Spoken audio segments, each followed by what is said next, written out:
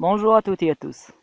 Quel que soit le sujet de l'objection, il ne doit pas vous empêcher d'avancer et pour ralentir votre avancement, mais il ne faut en aucun cas vous bloquer.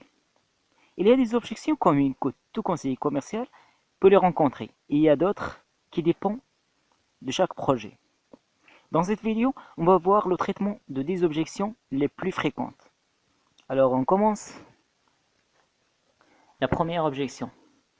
Ça ne m'intéresse pas. Mais on est d'accord que les gens ne parlent pas de la même manière. Il y a des gens qui vont vous dire je suis pas intéressé. Ce sera le même traitement. Il y a plusieurs réponses pour cette objection-là. Vous pouvez dire monsieur, vous savez de quoi il s'agit? Et là, le prospect va vous dire soit non, ou bien oui, oui, c'est pour vendre quelque chose. Au pire, il va vous dire je ne veux pas savoir. S'il vous dit non, j'en sais pas de quoi il s'agit, alors vous allez lui répondre tout simplement d'accord, je vous explique, et vous enchaînez par la phrase d'accroche. Mais si le client vous dit, ben oui, c'est pour vendre quelque chose, vous allez lui dire, oui, effectivement. Ben non, vous n'allez pas lui dire ça. Sinon, il va vous dire, ben voilà, et elle raccroche. Vous allez plutôt dire, je vous appelle en fait pour réduire votre facture, ou bien pour améliorer votre service Internet. Le but en fait, c'est de garder le client en ligne.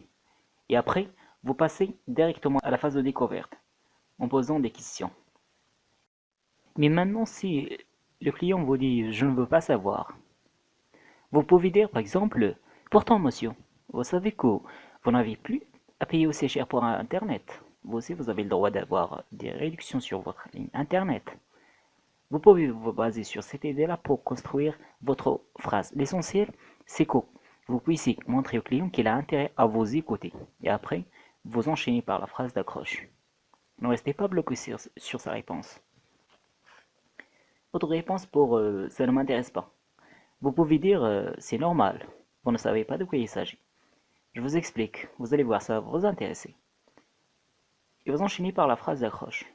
Ou bien vous lui posez la question suivante. Qu'est-ce qui ne vous intéresse pas au juste?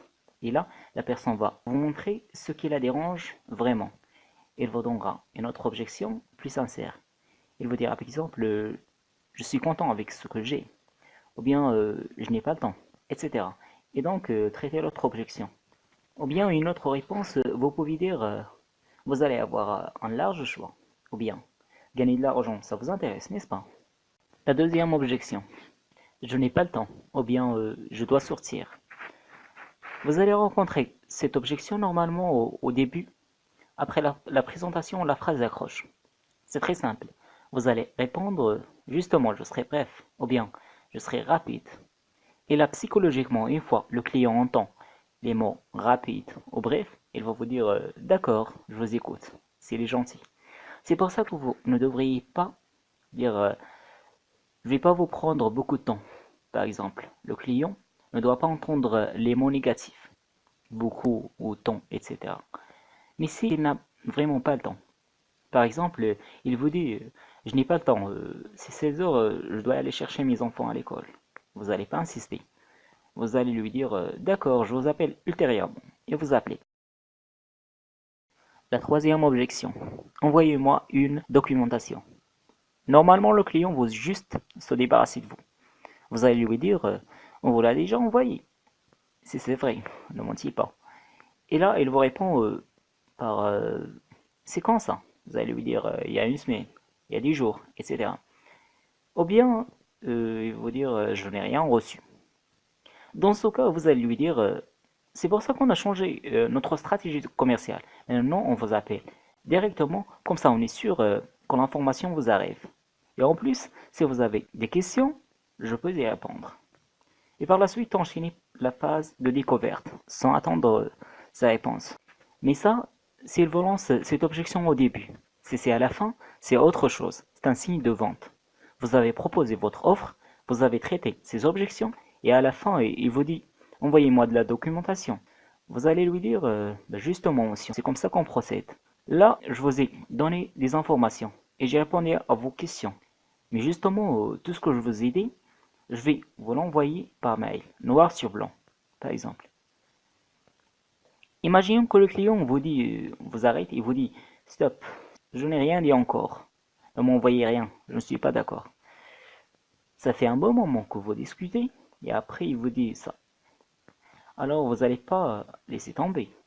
Vous allez lui dire, dans la mesure où je vous envoie un email qui comprend tout ce que je vous ai dit, noir sur blanc, vous allez accepter, n'est-ce pas? Les objections et les possibilités sont infinies. Il va vous dire oui ou bien non. Oui, donc c'est vendu. Non, vous allez lui demander s'il y a quelque chose qui le laisse hésiter. Et ainsi de suite. La quatrième objection. Il faut que j'en parle avec mon mari, avec ma femme, avec mon patron, etc. Vous allez avoir cette objection généralement au milieu, après la proposition de l'offre, ou bien à la fin. Vous pouvez dire, oui, c'est normal d'en parler, Edo. Enfin, c'est un service que vous avez déjà. Mais ce qu'on fait, c'est juste l'amélioration de sa qualité et la réduction de la facture. Et ça fera plaisir à votre conjoint, par exemple, d'économiser de l'argent, ou bien de gagner de l'argent. Enfin, moi je vous donne juste une idée. Ça dépend de votre offre et de quoi vous allez parler. Vous n'allez pas parler de l'économisation de l'argent si votre produit est plus cher que celui qu'il a déjà. C'est normal. Donc là, s'il vous répond par oui, vous allez lui dire, ça lui fera plaisir à votre mari, par exemple, de lui faire une surprise. S'il vous dit, non, non, j'en fais rien sans mon mari. Vous allez répondre, s'il s'agit que de vous, vous allez accepter, n'est-ce pas? Oui. Alors, que pouvons-nous faire ensemble pour convaincre votre conjoint? Etc. L'essentiel, c'est de comprendre la logique. Ça, c'est juste des exemples. Mais vous, ça dépend de votre projet. Vous pouvez les personnaliser comme vous voulez. La cinquième objection. Je ne veux pas changer. Vous pouvez rencontrer cette objection au début. Vous allez répondre en souriant bien sûr, mais qui a parlé de changement. Nous, ce qu'on va faire, c'est juste l'amélioration de la qualité de votre service. Par exemple, s'il s'agit d'un abonnement. Mais le client peut insister. Il va dire, mais moi, je suis avec Proximus. Et vous, vous êtes Scarlett. Donc, c'est un changement. Rassurez-vous, il y a toujours une solution. Vous allez lui dire, oui, mais vous allez changer en mieux. Ou bien lui demander qui est le plus intéressant pour vous, le nom de la société ou la qualité du service. Et vous enchaînez directement par la question de découverte. Bien, vous allez répondre, le seul changement que vous allez ressentir, c'est au niveau de la qualité du service et de la facture. La sixième objection, j'ai tout ce qu'il me faut. Ou bien, j'en ai besoin de rien. C'est une objection facile à traiter, car on sait déjà que le client ne va pas attendre notre appel pour avoir Internet par exemple chez lui. Alors vous allez raisonner de cette manière-là.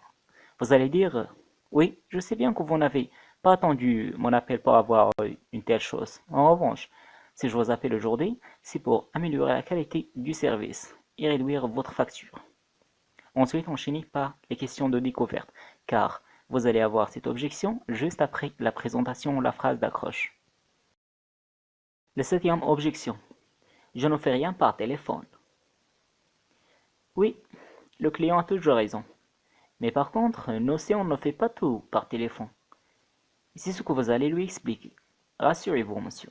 Là, par téléphone, on ne fait que vous donner de l'information. Mais de toute façon, nous allons vous envoyer un email sur lequel tout est mentionné. Et ça avec une voix souriante et rassurante. Car le client n'a simplement pas confiance en vous. Vous pouvez avoir cette objection au début, au milieu ou à la fin, après la présentation de l'offre. En tout cas, ça ne doit pas vous empêcher d'avancer, surtout si c'est après la proposition de l'offre et le traitement des objections. La huitième objection. Je n'aime pas me décider vite. On n'aime pas décider vite lorsqu'on n'est pas sûr de ce qu'on vient de faire. Mais une fois on est sûr, on oublie totalement ce principe. Si le client vous pose cette objection, c'est qu'il est encore hésité. De ce fait, on peut raisonner ou répondre comme ça. Mais par contre, vous admettez avec moi que ce qui est fait n'est pas à refaire. Y a-t-il quelque chose qui vous retient? Et là, soit le client vous invoque une réelle objection, ou bien confirme ce qu'il a dit. Donc, vous devriez faire plus d'efforts pour le convaincre. C'est pour ça qu'on parle pas de tous les avantages en un seul coup. Comme ça, on aura quoi dire si le client reste hésité. La neuvième objection. Il faut que je réfléchisse. Cette objection ressemble à la précédente. Vous allez la rencontrer après la proposition de l'offre.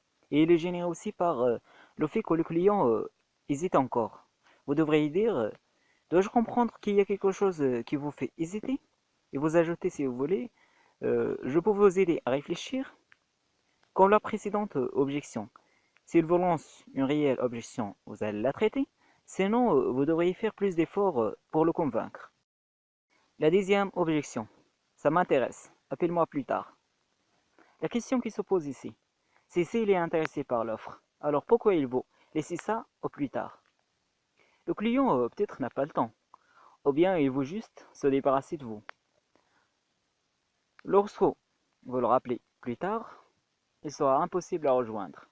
Pour savoir la raison, vous allez tout simplement lui poser cette question, sans être indiscret. Qu'est-ce qui vous fait penser qu'au plus tard ce serait mieux? Avec le sourire bien sûr. Ces objections sont les objections les plus fréquentes dans les appels de prospection. Si c'est nécessaire, je vais vous faire une autre vidéo avec d'autres objections. Je ne les ai pas classées par type car je trouve que cela n'est pas intéressant.